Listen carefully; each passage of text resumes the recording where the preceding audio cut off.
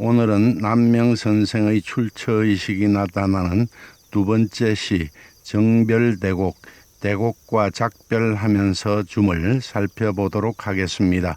두 번으로 나누어 살펴보겠습니다. 이 시에서는 임금과 소통이 이루어지지 않는 현실 속에서는 도무지 출사할 수 없음을 나타냅니다. 시를 보겠습니다. 정별대곡, 대곡과 작별하면서 줌, 병인년에 함께 소명을 받았을 때 짓다. 출자북문 동도한, 북문으로 나와 함께 한강을 건넜다. 삼동유유 성비동, 세 가지는 같은데 오직 성만 같지 않다네. 구구학화 정심은, 굽어진 골짜기에서 학이 화답하는 것 일찍이 마음으로 바랐는데 천리성분 이도궁, 천리의 별처럼 떨어져 이미 길이 막혔구나. 야수동류 기불반, 들판의 물은 동쪽으로 흘러 끝내 돌아오지 않고 세군 남아 거무종, 변방의 구름은 남쪽으로 내려가 뒤쫓을 수 없구나. 정령백일 삼사의, 한낮에 정령코 새로 생각하는 뜻이 혼몽 은근 타야통, 뒷날 밤 꿈속에서라도 은근히 통하겠지. 이 시 텍스트는 군신 간의 정의에 의한 소통이 이루어져야 하는데 그러지 못함을 탄식하면서 뜻이 통하는 사람끼리라도 은근한 소통이 이루어지기를 바라는 마음이 나타난 시입니다. 이 시의 제주에 병인년에 함께 소명을 받았을 때 짓다라는 것을 보면 1566년 명종 21년에 선생이 대곡 성운 선생과 함께 명종의 부름을 받고 임금을 만난 뒤 바로 관직을 사직하고 한강을 건너 돌아오는 길에서 대곡 선생과의 이별을 아쉬워하며 지은 시입니다. 대곡 성운 선생은 남면 선생을 17살 정도에 만나 평생 벗으로 허물없이 지냈습니다. 많이 만나기도 하였지만 주고받은 시와 편지도 많이 남아 있습니다. 남명 선생은 대곡 선생을 일러 건숙은 정금 미혹과도 같아서 내가 미칠 수 있는 바가 아니다라고 하였고, 대곡 선생은 선생이 세상을 떠나자 나는 이 사람과 더불어 감히 벗하지 못하고 우뚝한 산악처럼 울어보며 엄한 스승과 같이 공경하였다. 문득 떼돌보가 꺾이니 내가 이제 장차 누구를 본받을꼬 하였습니다. 장사 지낼 때에는 만사와 제문을 지어 곡하였고 뒤에 남명 선생의 묘갈명을 지었습니다. 대곡 선생은 1531년 중종 신묘년에 사마시에 입객하였으며 두 번 참봉이 되었습니다. 관직에 임한 지 며칠 만에 벼슬을 버리고 돌아갔습니다. 그 뒤에도 여러 차례 소명이 있었으나 모두 글을 올려 사언하고 끝내 나가지 않았습니다. 선생과 함께 부름을 받은 이번에도 함께 간직을 사직하고 돌아가는 길이었습니다. 남명 선생이 서울에서 남쪽으로 돌아온 뒤 제자 옥계 노진 선생이 서신을 보내 급히 돌아오게 된 사연을 물었습니다. 선생은 내가 여러 번 임금님의 은혜로운 명을 받들었으니 예의상 한번 대궐로 나아가 절을 올려야 했다오. 서울에서 어정어정하여 다시 무엇을 하겠소. 그대가 아침 저녁으로 대궐에 출입하면서 도를 행하는 일이 없이 오래도록 머물러 물러나지 않는다면 또한 구차하게 녹을 먹는 것에 면하지 못할 것이요 하고 답장하였습니다. 이 시 텍스트는 일구에서 출자북문, 북문으로 나왔다고 함으로써 지금의 임금과는 함께 정치를 할 수 없음을 말하고 있습니다. 그래서 벼슬을 버리고 동도한 함께 한강을 건넜다는 것입니다. 나와 대곡은 뜻이 같다는 것입니다. 이 구에서는 대곡과 나는 삼동유유 성비동, 세 가지는 같은데 오직 성만 같지 않다고 말함으로써 이것만 뜻이 같아 동도한 함께 한강을 건넜다는 것이 아니고 성은 같지 않지만 다른 것 특히 세 가지 즉 자란데 마음 덕이 같아 늘 함께한 오랜 친구였음을 나타내고 있습니다.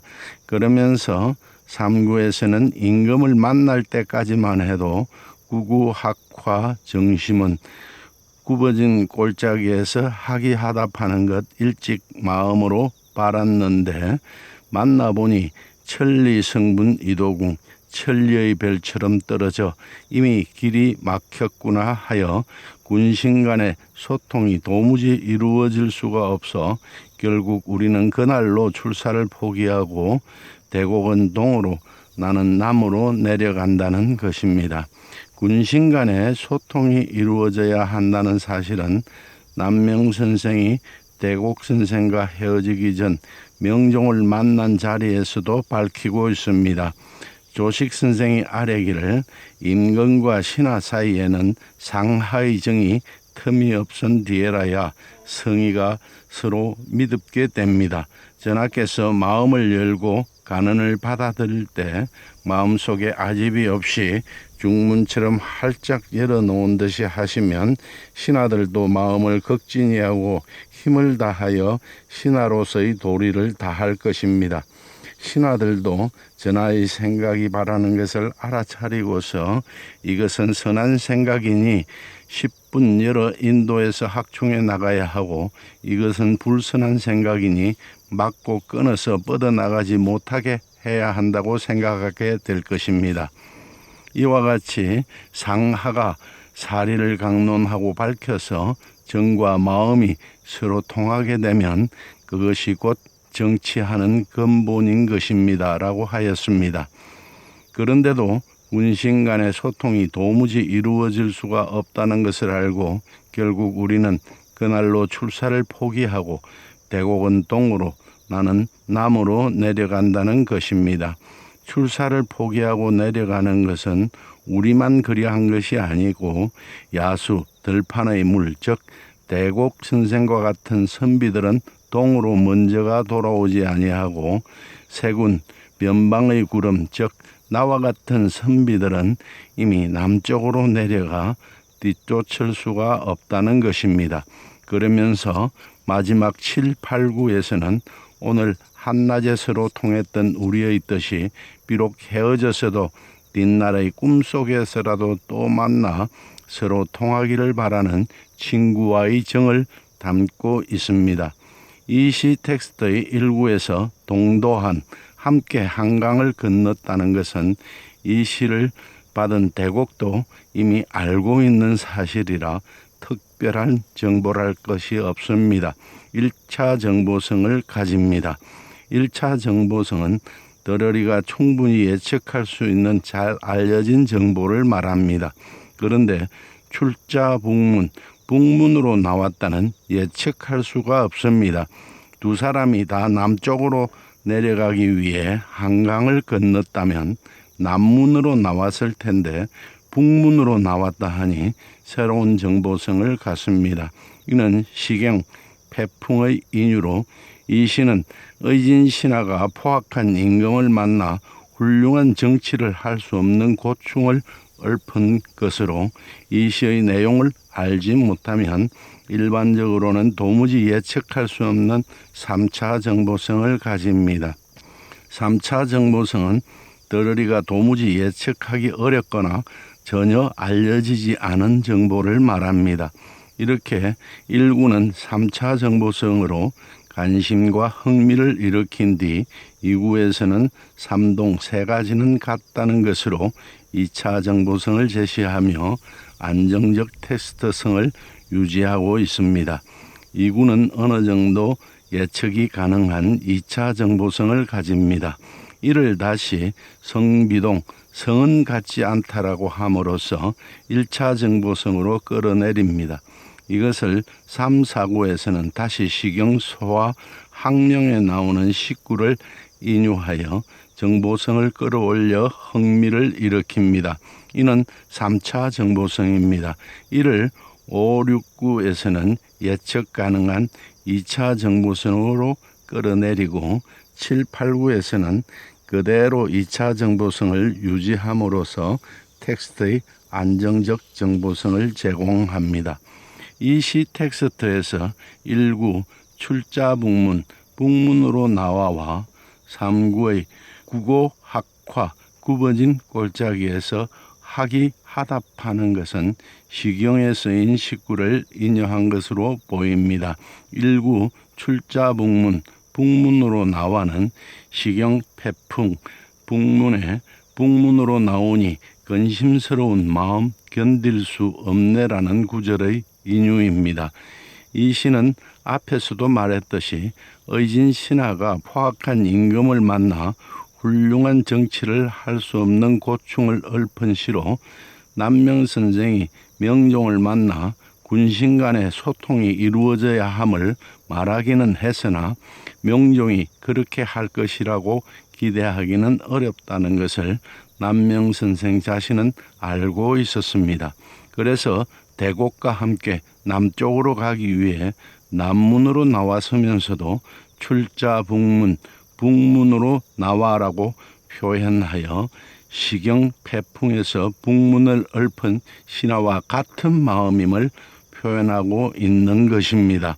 국어학화, 굽어진 골짜기에서 학이 하답하는 것도 시경소와 학명에 나타난 것으로 학명 우구고 학이 굽어진 깊은 골짜기에서 울어 성문 우천 그 소리가 하늘에까지 들린다 해서 인용한 것으로 보입니다.